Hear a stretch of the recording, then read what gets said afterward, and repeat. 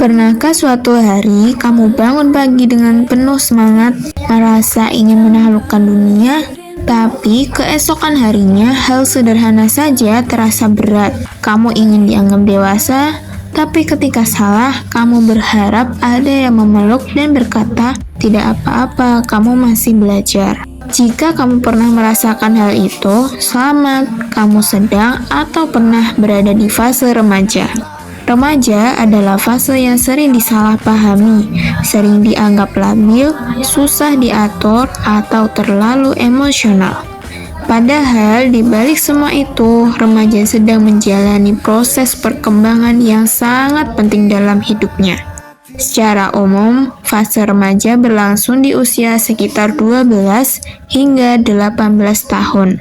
Di fase ini, tubuh berubah cepat, suara berubah, dan emosi naik turun.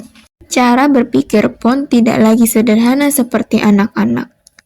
Menurut para ahli perkembangan seperti John Sundrock, masa remaja adalah masa transisi dari sebuah jembatan antara dunia kanak-kanak dan dunia dewasa. Dan seperti semua jembatan, fase ini tidak selalu terasa stabil. Di satu sisi, remaja mulai mampu berpikir kritis. Mereka mulai bertanya, "Kenapa aku harus begini? Kenapa aturan ini harus diikuti?"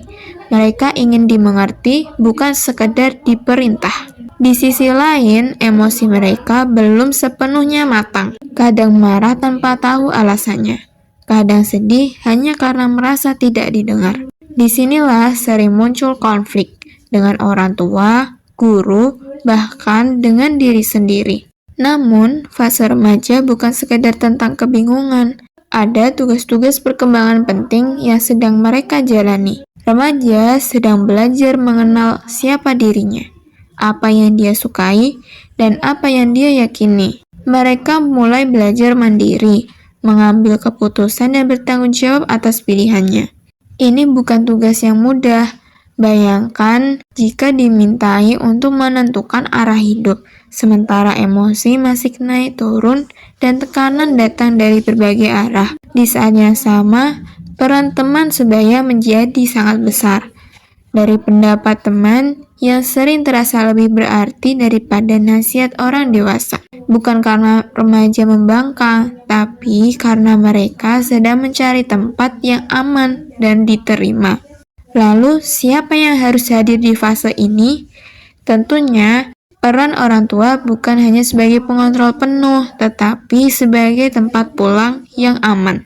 Perlu adanya guru, bukan hanya sebagai pengajar materi, tetapi sebagai pembimbing yang memahami proses, serta didukung oleh lingkungan yang seharusnya aman untuk bertumbuh, bukan menekan atau menghakimi.